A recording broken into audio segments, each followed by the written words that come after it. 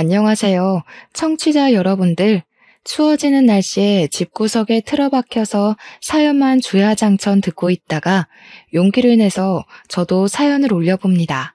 저는 아직까지는 신혼을 즐기고 있는 30대 후반의 새댁이랍니다.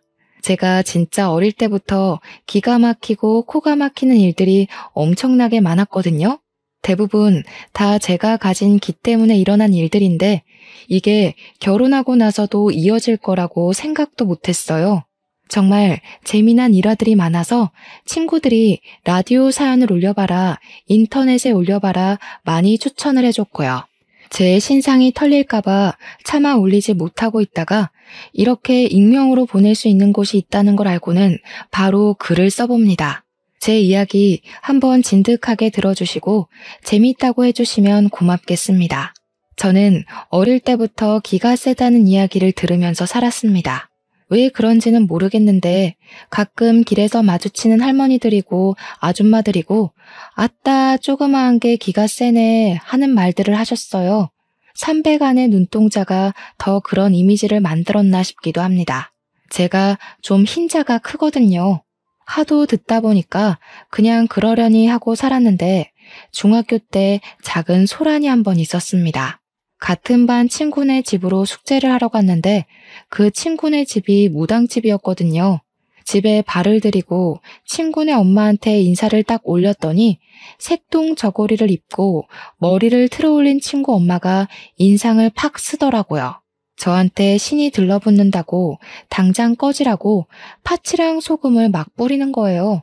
친구가 놀래서 엄마 뭐 하는 거야 하는데 친구네 엄마는 눈에 보이는 게 없는 사람처럼 저에게 팥 소금 한 통을 다 때려 부었습니다.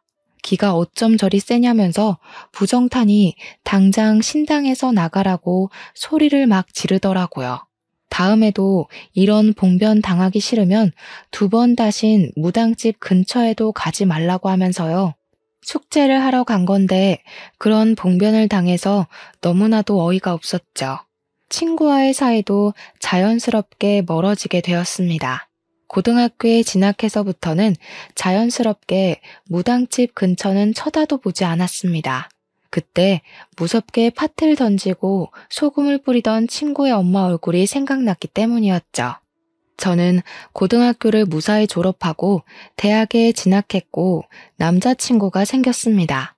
남자친구가 군대에 가기 직전 둘이서 제주도로 여행을 떠났는데 5월에 따뜻한 기운에 유채꽃이 만발한 삼방산 근처에 놀러 갔죠. 그런데 5월이 무슨 전국에 있는 무당들이 다 제주도로 내려오는 시기라고 하더라고요. 무슨 할매의 기운을 받아야 한다고 무당들이 삼방산 한라산 근처에서 기도를 드린다고 하더라고요.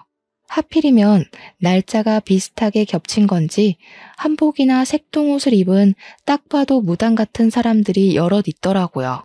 남자친구랑 아무렇지 않게 데이트를 하고 있는데 무당들과 눈이 마주칠 때마다 저한테 욕을 하더라고요.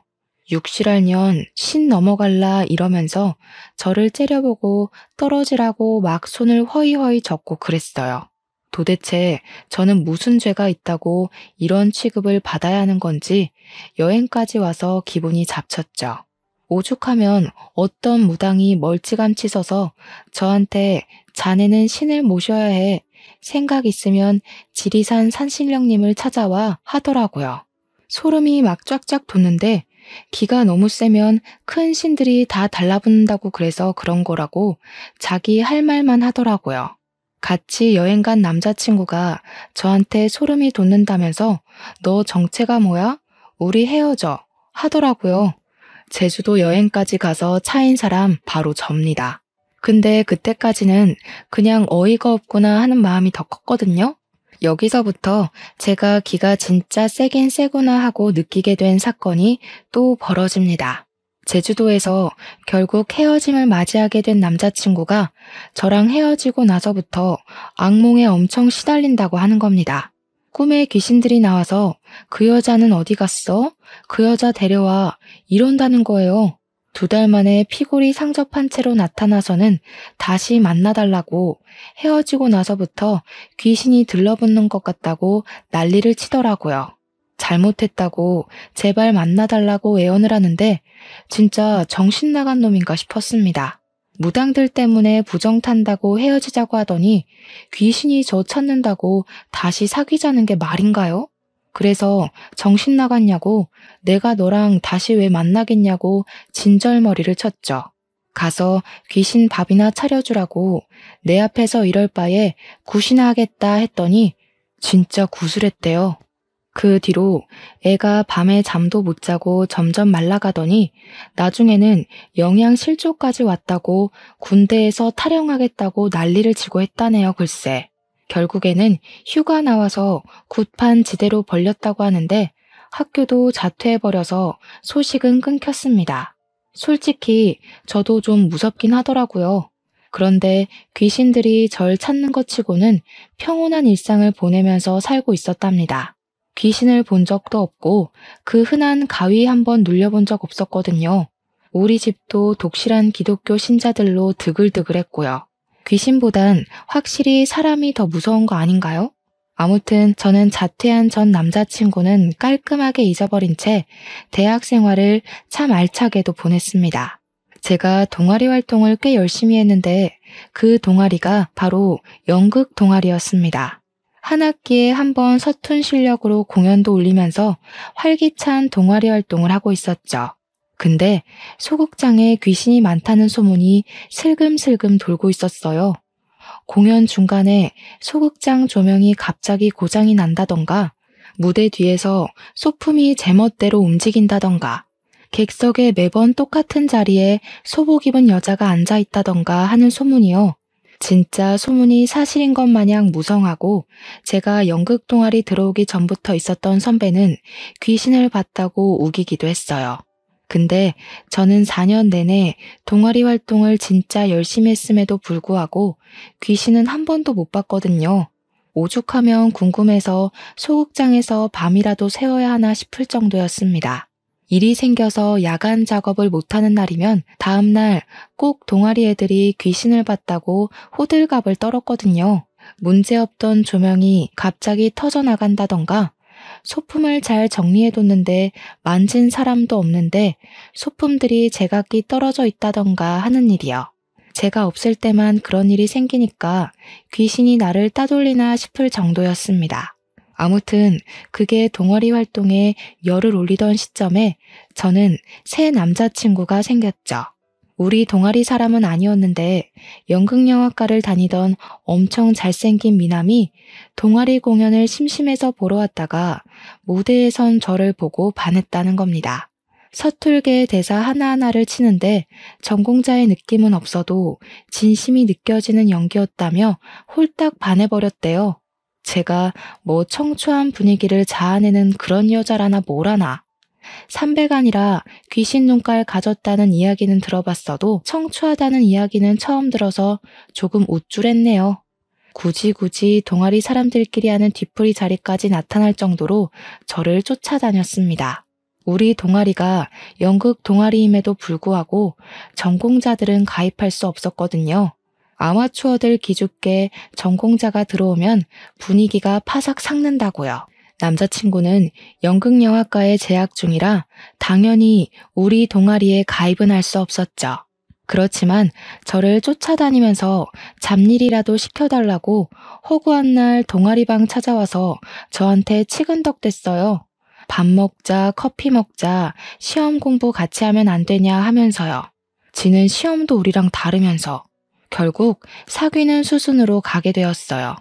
생긴 거 하나는 끝내줬거든요. 원래 남자는 얼굴 뜯어먹고 사는 거라고 했습니다.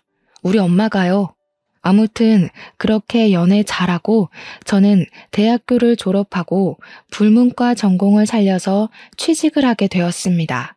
프랑스 책을 번역하는 작업을 했는데 임금이 무척이나 쏠쏠했고 부업하기도 좋았습니다. 처음에는 프리랜서로 일하고 싶었지만 출판사에서 돈을 꽤 얹어주겠다는 말과 외주 작업하는데 터치 안 하겠다는 조건을 걸었어요. 구직난에 시달리는 친구들을 보면서 저는 참 운이 좋다고 생각했습니다. 중간중간 부업으로 논문 번역도 해주고 통역 알바도 뛰면서 돈을 쓸어 모으기 시작했습니다. 사회 초년생 치고는 돈을 꽤 많이 만질 수 있게 되었죠. 그 돈 벌어서 다 어디다가 썼는지 궁금하시죠? 바로 남자친구 뒷바라지했습니다. 연극하는 남자가 벌어봐야 돈을 얼마나 벌겠습니까? 제가 밥 먹여, 옷 사줘, 커피 사줘 다 해줬죠. 연극 공연하면서 틈틈이 영화사의 프로필 사진인지 뭔지를 돌리고 배우로 성공해보겠다고 열심히 노력을 하더라고요. 그게 기특해서 제가 돈 쓰는 거 아까운 줄 모르고 다 쏟아부었죠. 그렇게 시간이 흐르고 흘러서 연애한 지 몇 년이 지난지도 까먹은 어느 날 남자친구가 저에게 그러더라고요. 우리 엄마가 너 한번 보고 싶다는데 만나보는 게 어떻겠냐고. 우리가 연애한 지도 벌써 6년이 넘었다고.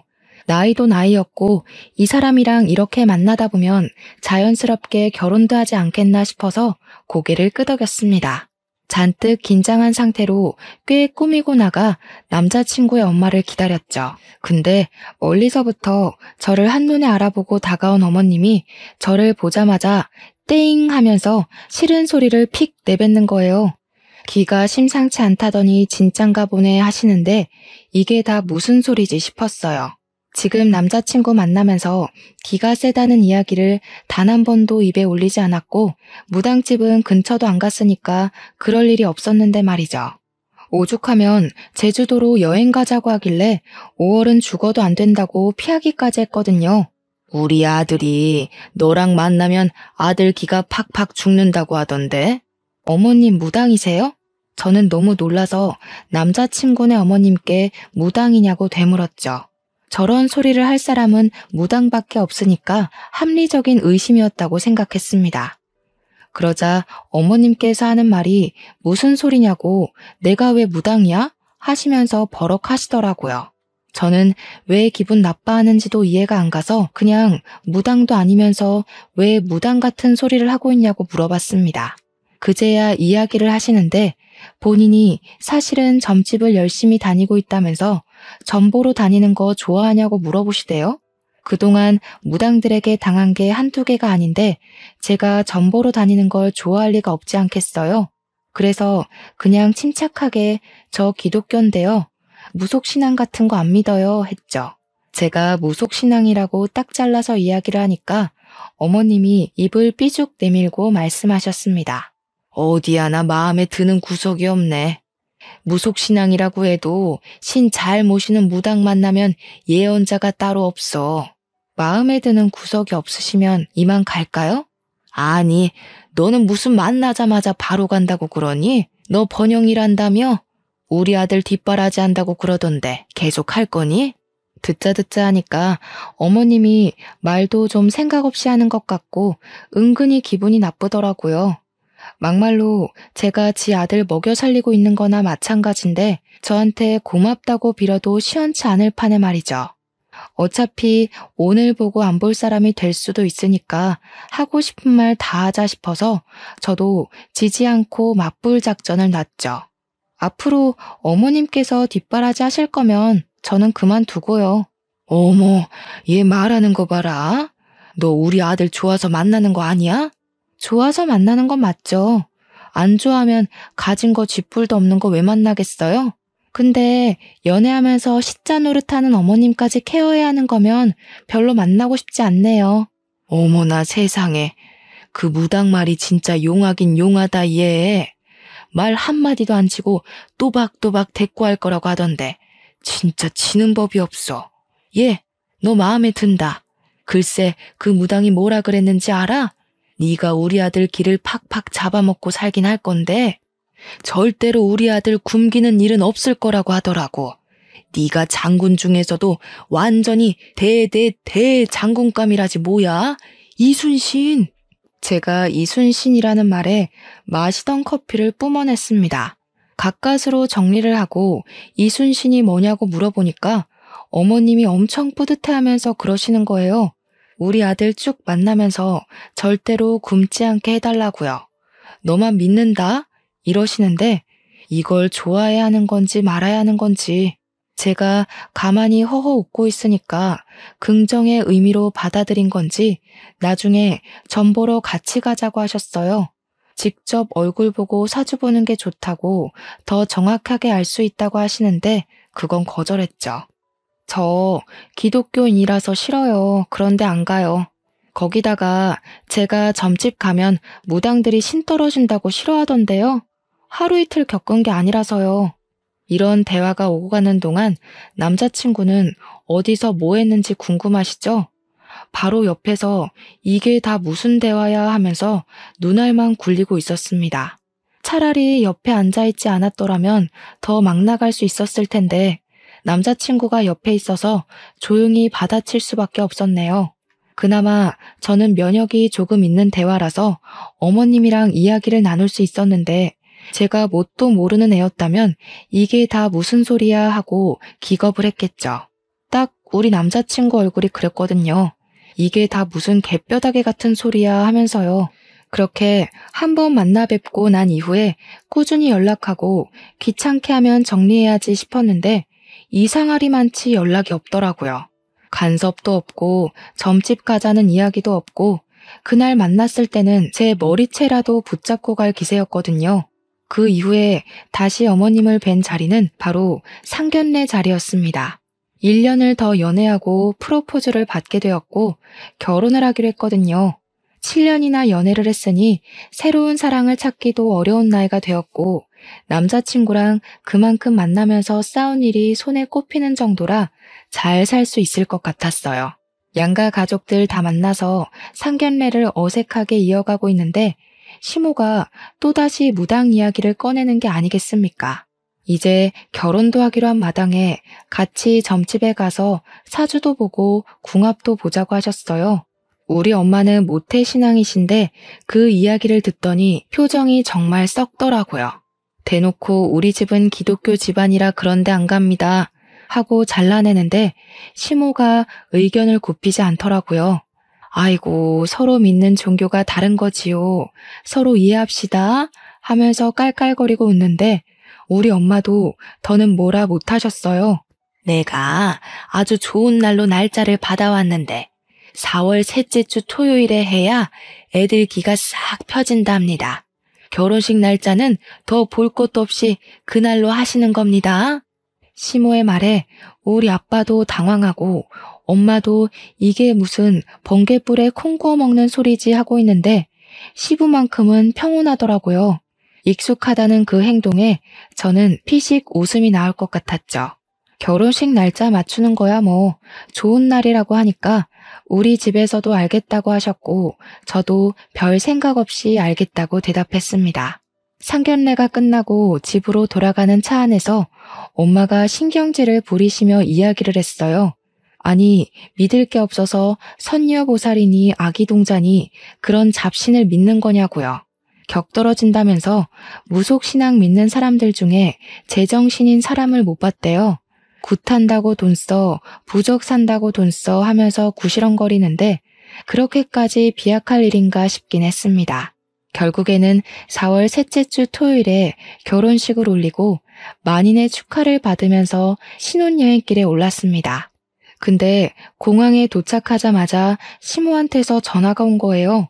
있는 호들갑 없는 호들갑 다 떨면서 오늘 사주에 물이랑 가까이 하지 말라고 나왔다고 저한테 너는 기가 세서 모르지만 우리 아들은 절대 안 돼 하시더라고요. 저희 신혼여행지는 몰디브였거든요. 사방팔방 바다로 둘러싸여 있는데 물이랑 가까이 하지 말라고 하니까 기가 막혔죠. 오죽하면 남편한테 너 그냥 여기 있을래? 나 혼자 갈게 라고 했다니까요. 결국 몰디브까지 같이 가긴 했는데 남편은 진짜 쫄보라서 그런 건지 물에 안 들어가고 구경만 하고 있더라고요. 저는 오기가 생겼어요. 신혼여행까지 와서 그까짓 미신 때문에 이 좋은 물놀이를 하지 않겠다고 하니까요. 제가 남편한테 야, 안 죽어 그냥 들어와 했어요. 남편이 고개를 절레절레 젓길래 팔을 뻗어서 다리를 붙잡고 바다에 퐁당 빠뜨렸습니다. 처음에는 소금물 잔뜩 먹고 눈 따가워 하고 있는데 한 15초 정도 지나서 갑자기 악 소리를 내는 게 아니겠어요? 왜 그래? 무슨 일인데? 하는데 남편이 다리가 아파 다리 난리를 치더라고요. 재빨리 사다리를 타고 올라가니까 오른쪽 다리가 퉁퉁 붓기 시작했어요. 물린 자국이 선명하게 있는데 다리의 피부가 보라색으로 막 올라오기 시작했어요. 놀래서 리조트 안에 있는 의무실을 찾아가니까 의무실 직원이 그러더라고요. 젤리피쉬가 물어서 생긴 흔적이라고 먹는 약 먹고 주사 한 대 맞고 그러면 된대요. 젤리피쉬가 뭔지 몰라서 찾아보니까 해파리더라고요. 독이 심한 종류는 아니라서 금방 가라앉을 거라고 하긴 했는데 소름이 돋았죠. 신혼여행 오기 전에 시모가 말했던 물 가까이 가지 말라고 그 말이 딱 생각이 나는 거예요. 저는 물에 내내 들어가 있었는데 멀쩡했고 우리 남편은 정말 한 30초? 그 정도 바다에 빠진 건데 바로 해파리가 물다니 대박이다 싶었죠. 저도 모르게 그 무당한테 점점 스며들고 있었어요.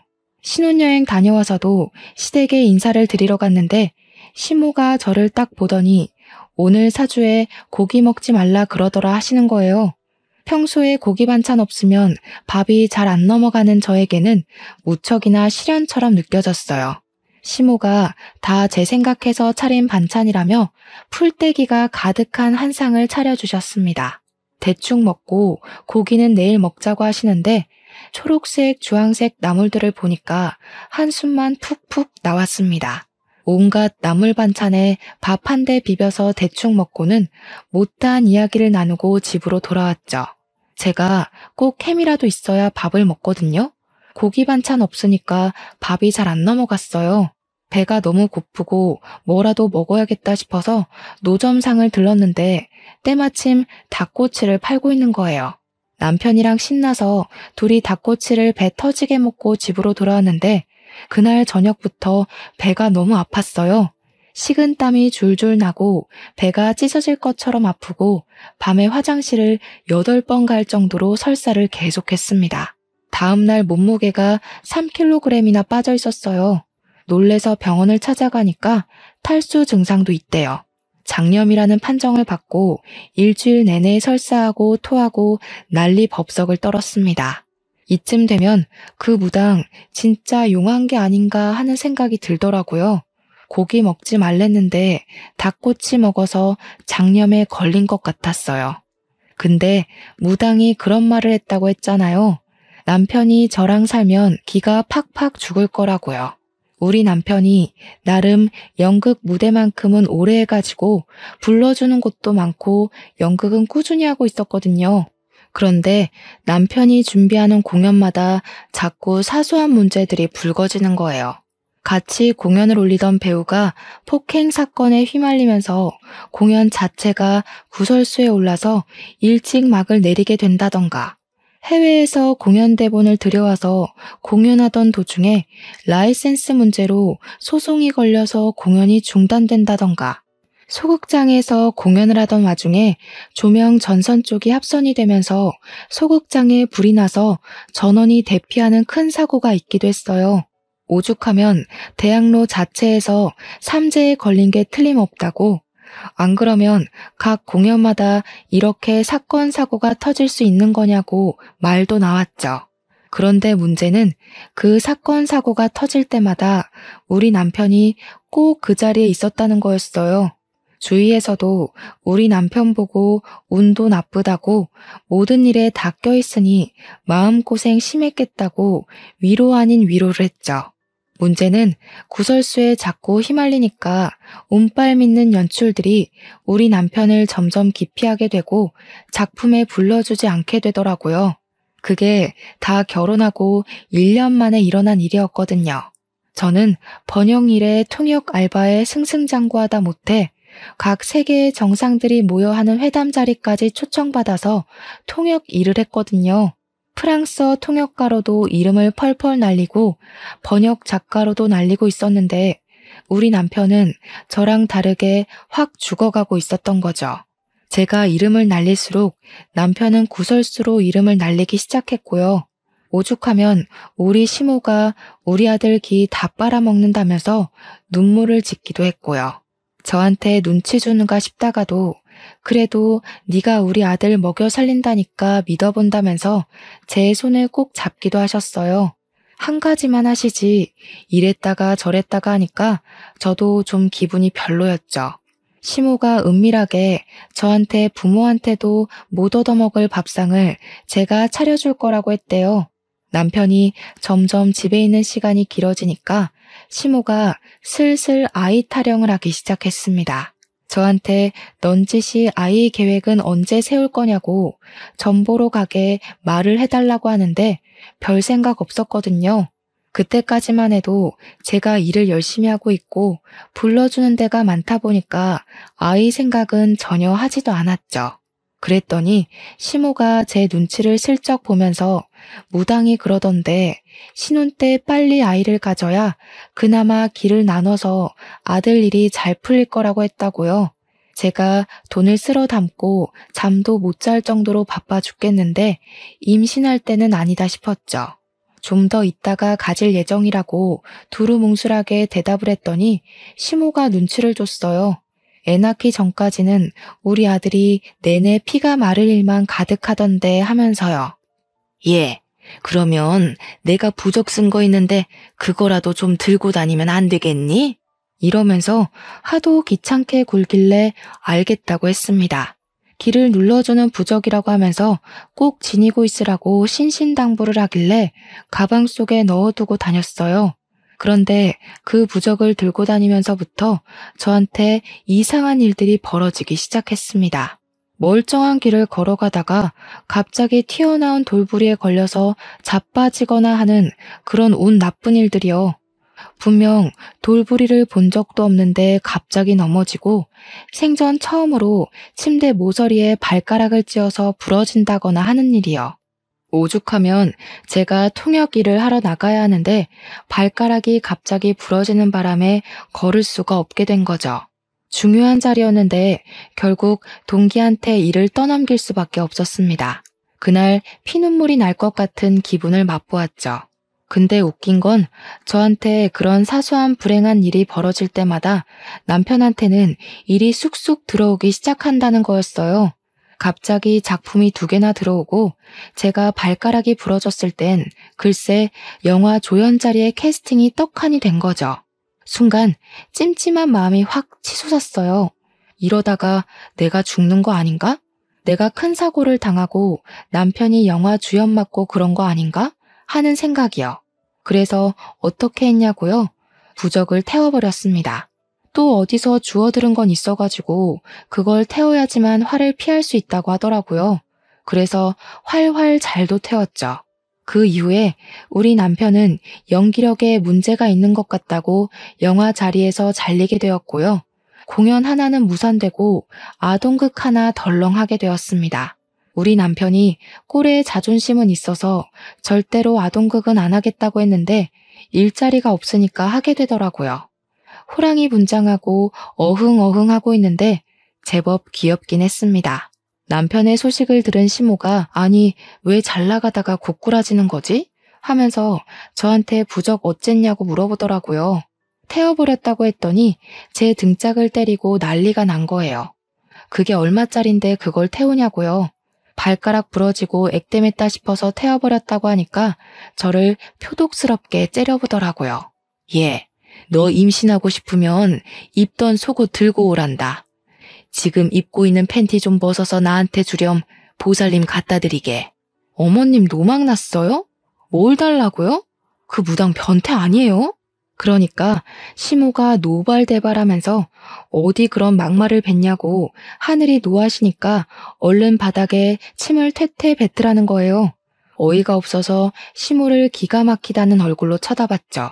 아니 무슨 초등학생도 아니고 침을 퇴퇴 뱉어요. 그런 거 안 해요. 그리고 아직 임신할 생각도 없다니까요. 저희 아이 계획은 알아서 세울 거니까 상관하지 마세요. 네가 임신을 해야 우리 아들 기가 산다니까. 그놈의 기가 도대체 뭐라고 저를 이렇게나 괴롭히는 건지 짜증이 확 나더라고요. 하루 이틀도 아니고 중학교 때 팥과 소금 맞은 이후로부터 저를 끊임없이 괴롭히고 있었으니까요. 어머님, 제가 그래도 고분고분하게 지금까지는 시키는 거 다 해드렸잖아요. 자녀 계획만큼은 남편이랑 저랑 둘이 알아서 잘해볼 테니까 제발 신경 끄시라고요. 한 번만 더 선 넘으시면 그때는 모욕죄로 신고할 겁니다. 제가 딱 정색하고 이야기를 하니까 시모는 부들부들 떨기만 했어요. 그러더니 정 그러면 점집이나 한번 같이 가달라고 굿이라도 한번 하자고 했죠. 결혼하기 전부터 내내 기독교 집안이라 그런 거 안 한다고 말을 했는데도 졸라대니 너무 피곤했죠. 얼마나 맹목적으로 믿으면 사람 말은 듣지도 않고 이렇게 자기 할 말만 우겨댈 수 있을까 궁금하기도 했고요. 곰곰이 생각해보니까 어차피 기가 센 사람인데 제가 쫄릴 게 뭐가 있나 싶었어요. 무당이 되려 저를 쫓아낼 수도 있는 일이니까 시모한테 알겠다고 한번 가보자고 했습니다. 그랬더니 세상 해맑게 웃으시면서 너무너무 좋다고 신난다고 하시더라고요. 저한테 어떤 생각이 있는지도 모르고 아이처럼 좋아하시는 거 보니까 양심에 조금 찔리기도 했지만 이 방법을 써야겠다고 생각했습니다. 더 이상 집에서 무당의 무자도 꺼내지 못하게 만들어버리겠다는 생각으로 계획을 짰어요. 약속을 잡고 무당집에 딱 들어섰는데 무당이 위아래로 저를 쫙 훑어보면서 딱 한마디 하더라고요. 며느리? 이러는데 느낌이 뭔가 자기적인 느낌이 들었어요. 일부러 사나워 보이고 싶어서 아이라인을 쭉 빼서 그리고 볼에는 말도 안 되는 연지곤지를 찍고 입술을 쥐잡아 먹은 것처럼 짙은 붉은색으로 칠하고 왜 삼류 영화에나 나올 법한 그런 촌스러운 무당 흉내내는 느낌이 딱 드는데 눈빛만 봐도 알겠더라고요. 이 사람은 가짜다, 그냥 사기꾼이다 하는 수준이었죠. 그도 그럴 게 우리 시모가 이 무당한테 쏟아부은 돈이 어마어마했거든요. 그 돈 벌어먹으려면 무슨 구라를 못 칠까 하는 생각이 있었던 거죠. 제 길을 잡겠다는 건지 뭔지 저한테 생년월일 이러는데 날짜를 말해주었어요. 저한테 기가 세네 하면서 남편 잡아먹을 사주라고 딱 잘라 이야기를 하는 겁니다. 아니, 언제는 남편이 나한테만 붙어있으면 평생 배고를 일 없다고 하더니 무슨 남편 잡아먹을 사주라고 말을 바꾸는지. 자기가 굿해주는 순간 그런 나쁜 기운이 다 물러가니까 굿을 하래요. 3천만 원 현금으로 준비해서 들고 오면 바로 굿해준대요. 그러면서 씩 웃더니 네 남편 신혼여행 가서 물 가까이 하지 말라고 했더니 물에 빠져 죽을 뻔했지? 이러는 겁니다. 제가 신혼여행 가서 시모한테 해파리에 물렸다고 하면 걱정 많이 하실까봐 그냥 물에서 큰일 날 뻔했다고만 둘러 이야기했거든요. 해파리에 물렸다는 건 꿈에도 모르는 시모가 무당한테 가서 그냥 물에 빠져 죽을 뻔했대요 하고 말한 거죠. 무당은 가짜 정보를 듣고 마치 자기가 꿰뚫은 것 마냥 저한테 이야기를 한 거고요. 거기서 의심은 확신이 되었고 얘는 가짜다 하는 생각을 하게 되었습니다.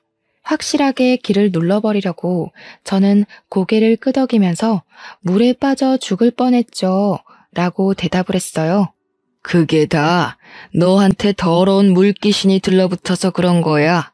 그 귀신을 떼어내려면 내가 굿을 해야지만 돼. 물귀신 때문에 네 남편이 그 좋은 데 가서 물에 빠진 거야. 수영장이 얼마나 위험한 줄 알아? 분명 그 리조트에서 죽은 사람이 한둘이 아닐 게야. 바다에 빠졌다가 해파리에 물린 것이었지만 그냥 물이라고 시모에게 말을 했으니 무당도 수영장인 줄 알았던 거죠. 너네 처음 시댁에 간 날에 화를 입지 않은 것도 내가 말한 대로 나물만 먹어서 그런 거다. 그날 내 말 안 듣고 고기 먹었으면 너네 부부 황천길로 갔을 게야. 솔직히 웃음 참느라 진짜 죽는 줄 알았습니다. 그날 저 닭꼬치 먹고 장염 걸렸잖아요. 황천길은 아니었지만 일주일 내내 설사하느라 죽는 줄 알긴 했죠. 아, 그 닭꼬치 집은 위생 난리 나서 벌금 먹었더라고요. 그래서 장염에 걸린 모양이었습니다. 이야기를 듣는 내내 이놈 아주 가짜구나 하는 생각이 들었고 저도 계획한 대로 본때를 보여주기로 했습니다. 저도 연극 동아리에서 연극을 올렸던 그 실력을 발휘하기로 했어요. 순간 삼배간 눈을 확 치켰더니 무당이고 시모고 둘 다 헉 하면서 숨을 들이켜더라고요. 제가 눈을 치켜뜨면 진짜 공포영화에 나오는 얼굴처럼 무서워지거든요. 무당이 들고 있던 오색찬란한 부채를 확 빼서 들었더니 무당이 어버버 하더라고요. 시모가 얘 너 뭐하니? 하면서 당황해서 이야기를 하는데 바로 부채를 쫙 펼치고는 눈가를 뒤집어 깠습니다. 가뜩이나 흰자위가 판치는 눈알을 이리저리 굴리면서 뒤집어 까니까 마치 접신하는 사람처럼 보였나 봐요. 시모가 으악하면서 뒤로 물러나더라고요. 순간 눈을 바로 뜨고 무당을 딱 쳐다봤습니다. 어디 신도 없는 게 신이 있는 척해. 당장 눈깔 안 깔아? 놀란 얼굴로 저를 빤히 보고 있던 무당이 순간 눈을 아래로 축 깔더라고요. 억지로 웃음을 참아내면서 연기를 했어요. 돈에 눈이 멀어서 신을 팔고 다니는 니년이 하늘이 무섭지도 않은가? 그랬더니 무당이 놀래서 저를 바라보는데 그 얼굴에다가 냅다 부채를 던졌습니다. 코를 막고 악 소리를 내며 움켜쥐는 무당을 보고 벌떡 일어서서 눈가를 뒤집고 살풀이하는 것처럼 방방 뛰었어요. 제가 방방 뛰면서 막 돌기 시작하니까 시모가 놀래서 무당 옆에 찰싹 붙더라고요. 무당도 그런 시모 옆에서 제가 하는 꼴을 계속 쳐다보고 있었습니다. 저는 거기서 끝내지 않고 방방 뛰면서 불어를 미친 듯이 빠르게 외쳤어요. 그냥 의미 없는 불어였어요. 식사는 하셨습니까? 오늘 날씨 좋네요. 이것은 얼마입니까? 하는 불어요. 불어 발음이 워낙 둥글고 특이해서 빠르게 말하면 방언처럼 들리거든요. 마치 올렐레 팔렐레 하는 것처럼요. 제가 막 우르르 끽끽하면서 방방 뛰고 막 아무 헛소리나 내뱉으면서 신들린 사람처럼 팔을 휘적휘적 저으며 있으니까 무당이 놀래서 뭐야 하더라고요.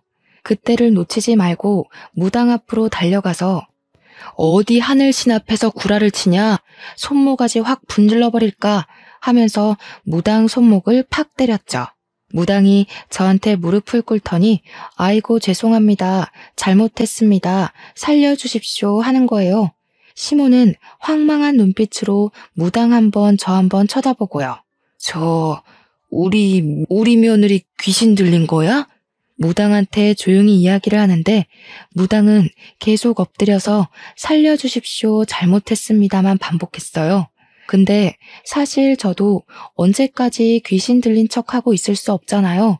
순간 어떻게 마무리를 해야 하나 고민하고 있다가 그냥 픽 쓰러지는 연기를 했습니다.